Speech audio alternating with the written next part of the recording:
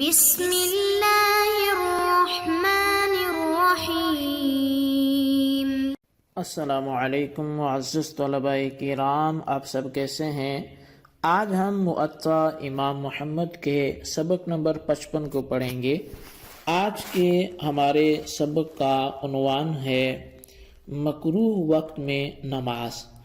آج کے ہمارے سبق کی عبارت باب الصلاۃ عند طلوع الشمس وعند غروبها سے شروع ہوتی ہے، یعنی کہ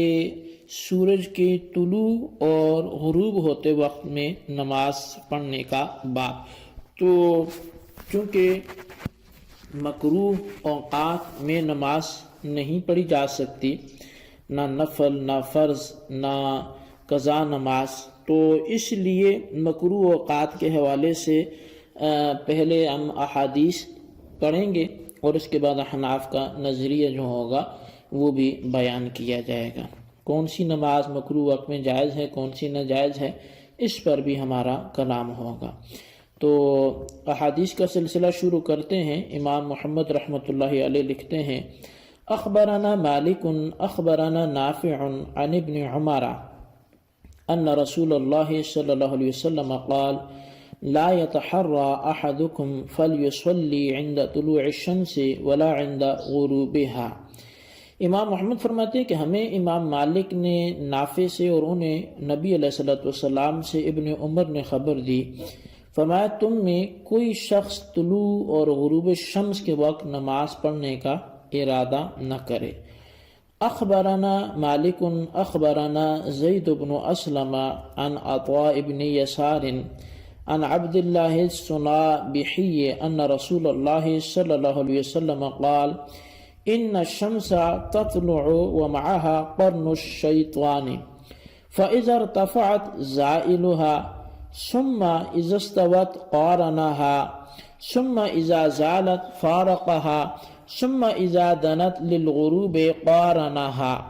واذا غربت فارقها قال ونهى رسول اللہ صلی اللہ علیہ وسلم عن الصلاۃ فی تلک الساعات۔ امام محمد رحمۃ اللہ علیہ بیان کرتے ہیں کہ ہمیں امام مالک نے زید بن اسلم سے اور انہوں نے عطاء بن یسار سے، انہوں نے عبداللہ الصنابحی سے خبر دی کہ رسول اللہ صلی اللہ علیہ وسلم نے فرمایا سورج جب طلوع ہوتا ہے تو اس کے ساتھ شیطان کا سینگ ہوتا ہے، پھر جب سورج بلند ہوتا ہے تو سینگ پھٹ جاتا ہے، پھر جب سورج بالکل سر پہ آ جاتا ہے تو سینگ پھرا ملتا ہے، پھر جب سورج بلند ہو جاتا ہے تو سینگ دور ہو جاتا ہے، پھر جب سورج غروب ہونے کے قریب ہوتا ہے تو سینگ پھر آ جاتا ہے، اور جب سورج غروب ہو جاتا ہے تو سینگ اس سے الگ ہو جاتا ہے۔ اور نبی علیہ الصلوۃ والسلام نے ان اوقات میں نماز پڑھنے سے منع فرمایا ہے۔ اخبرنا مالک اخبرنی عبد اللہ بن دینار قال كان عبد الله بن عمر رضی اللہ عنہ يقول كان عمر بن الخطاب يقول لا تحروا بصلاتكم طلوع الشمس ولا غروبها فإن الشيطان يطلع قرناه مع طلوعها ويغربان مع غروبها وكان يضرب الناس عن تلك الصلاة۔ امام محمد رحمۃ اللہ علیہ بیان فرماتے ہیں کہ ہمیں امام مالک نے عبداللہ بن دینار سے خبر دی اور انہوں نے کہا کہ عبداللہ بن عمر رضی اللہ عنہ اپنے والد جناب عمر بن خطاب رضی اللہ تعالیٰ عنہ سے بیان کرتے ہیں، وہ فرمایا کرتے تھے کہ طلوع اور غروب آفتاب کے وقت نماز کا ارادہ نہ کرو، بے شک طلوع آفتاب کے ساتھ شیطان کے دو سینگ ابھرتے ہیں اور غروب آفتاب کے ساتھ وہ غروب ہو جاتے ہیں، اور لوگ اس وقت غروب آفتاب کے بعد نماز مغرب ادا کرتے تھے۔ قال محمد وبهذا كله نأخذ ويوم الجمعة وغيره عندنا في ذلك سواء وهو قول ابی حنیفہ رحمۃ اللہ علیہ۔ امام محمد رحمۃ اللہ علیہ احادیث لکھنے کے بعد احناف کا مسلک لکھتے ہوئے فرماتے ہیں کہ ان تمام باتوں پر ہی ہمارا عمل ہے، اور ہمارے نزدیک جمعہ کے دن اور دوسرے دن اس حکم میں برابر ہیں، اور یہی امام اعظم امام ابو حنیفہ رحمۃ اللہ علیہ کا بھی قول ہے۔ اچھا، اب یہاں پر یہ بات ذہن میں رکھے کہ شریعت مطہرہ کا ایک یہ بنیادی اصول ہے کہ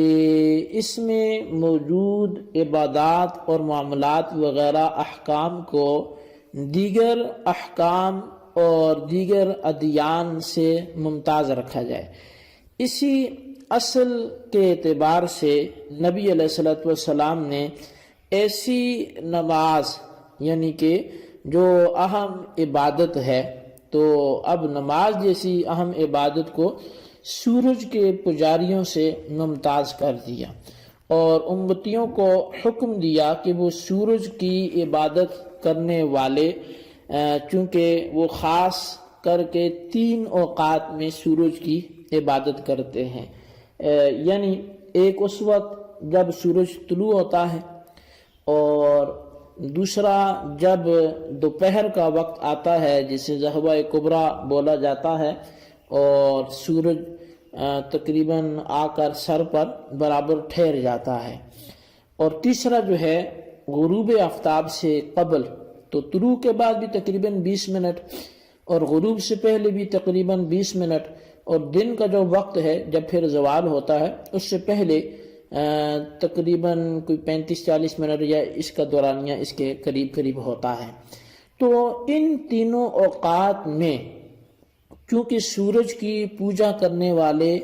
وہ سورج کی پوجا کرتے ہیں، اس کی عبادت کرتے ہیں، تو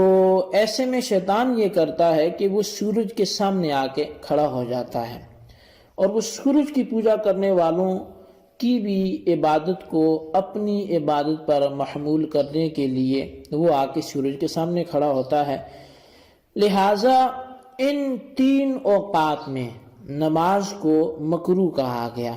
اور ان اوقات میں کسی دن یا جگہ کی تخصیص نہیں ہے، یعنی یہ احناف کا جو مسلک ہے وہ اس لحاظ سے آپ نے سمجھنا ہے کہ 3 اوقات میں جگہ یا وقت کی تخصیص نہیں ہے۔ وقت تو یہ مخصوص ہے کہ ان میں مزید کوئی تخصیص نہیں، لیکن جگہ کے اعتبار سے کہ فلاں دن یا فلاں جگہ جو ہے اس میں آپ کر سکتے ہیں عبادت، ان 3 اوقات میں بھی ایسا نہیں ہے، جبکہ امام شافعی علیہ رحمہ وہ ان کے جو پیروکار ہیں اور کچھ دیگر حضرات بھی وہ تخصیص کے قائل ہیں، اور وہ اس پر ایک دلیل پیش کرتے ہیں کہ حضرت جبیر بن مطعم راوی ہیں کہ نبی علیہ الصلوۃ والسلام نے فرمایا کہ اے بنی عبد المطلب، اے بنی عبد المناف، اگر تم کعبے کے امور کے متولی بن جاؤ تو کسی کو اس گھر کا طواف کرنے سے نہ روکنا، اور دن رات جس وقت وہ نماز پڑھنا چاہے تو اس سے بھی اسے نہ روکنا۔ اب یہ جو روایت ہے امام بہقی نے اس کو ذکر کیا، تو یہ شوافی کی یا دیگر بعض حضرات کی دلیل کس اعتبار سے بنے گی؟ اصل میں اس روایت میں آپ دیکھیں تو خانہ کعبہ کے طواف کرنے سے نہیں روکنا، اور چونکہ طواف کعبہ کسی بھی وقت کیا جا سکتا ہے اس حدیث کے مطابق، اور نبی علیہ الصلوۃ والسلام نے اس کی عام اجازت دینے کا یہاں پر ذکر فرما دیا، اور پھر یہ بھی آپ کو پتہ ہے کہ جب طواف کعبہ کا اختتام ہوتا ہے تو 2 رکعت نفل ادا کرنے پڑتے ہیں۔ تو اب ان 2 چیزوں کو آپ ملائیں، ایک یہ کہ کسی بھی وقت آپ طواف کر سکتے ہیں حدیث کے مطابق، یعنی کسی بھی وقت بھی طواف کرے تو اسے روکنا نہیں ہے، اور دوسرا آپ یہ ذہن میں رکھیں کہ جب بھی طواف کا اختتام ہوگا تو آپ نے 2 رکعت نفل بھی ادا کرنے ہیں۔ تو ان 2 چیزوں کو ملانے سے نتیجہ اور رزلٹ یہ نکلتا ہے کہ جس طرح طواف کے لیے کسی وقت کی تخصیص نہیں ہے، تو اسی طرح نوافل کے لیے بھی پھر کسی وقت کی تخصیص نہیں ہے۔ تو جیسے طواف ختم ہوگا ظاہر آپ نے نفل پڑھنے، اب طواف کیا پتا مکروہ وقت میں ختم ہو رہا ہے غیر مکروہ وقت میں ختم ہو رہا ہے، طلوع اور غروب آفتاب ہو یا دوپہر کا وقت ہو تو پھر نوافل بھی اسی وقت ظاہر ادا کرنے ہیں. تو لہٰذا اس حدیث سے یوں پتہ چلتا ہے کہ مکروہ وقت میں نوافل ادا کیے جا سکتے ہیں، وہ مخصوص صورتحال میں، طواف والی میں. تو اس کا اب جواب کیا ہے؟ تو احناف کی جانب سے اس روایت کا جو جواب ہے وہ یہ ہے کہ آپ اس روایت کی اصل وجہ کو تو سمجھیں، یعنی سیاق و سباق کو تو دیکھیں کہ یہ نبی علیہ الصلوۃ والسلام نے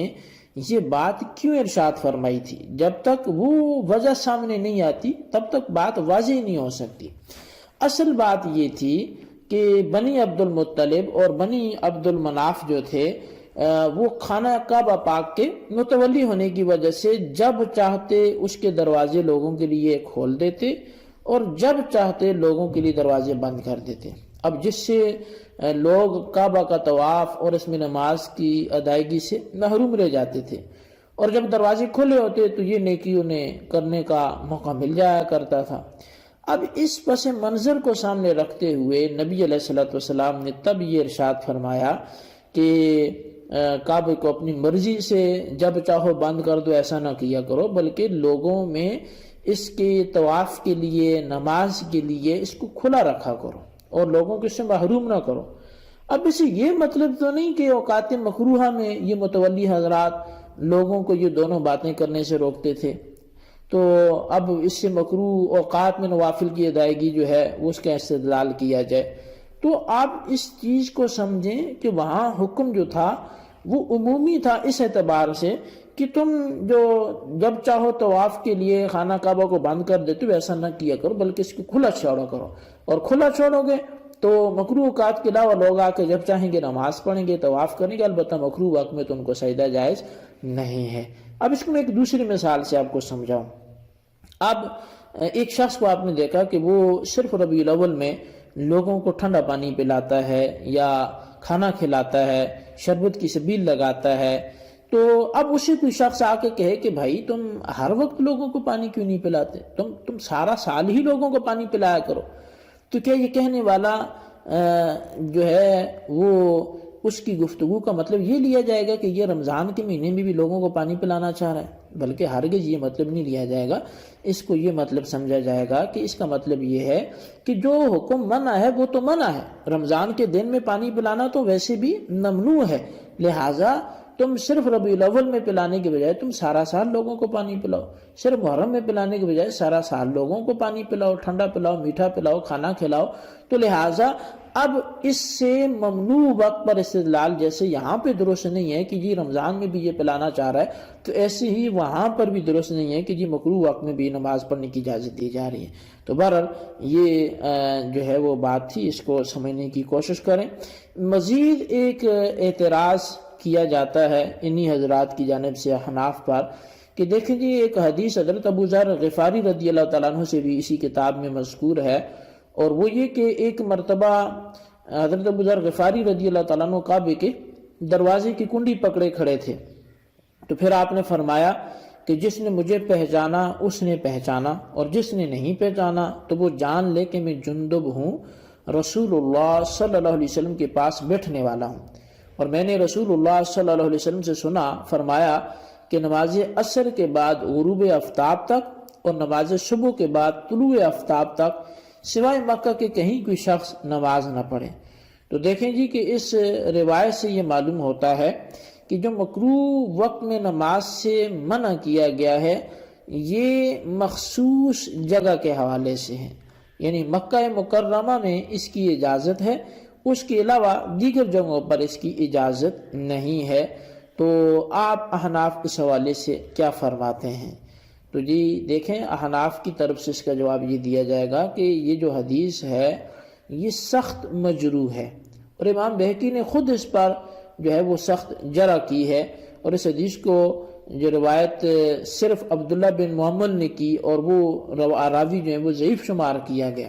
اور دوسرا آدمی بھی اس میں مجروح ہے. تو لہٰذا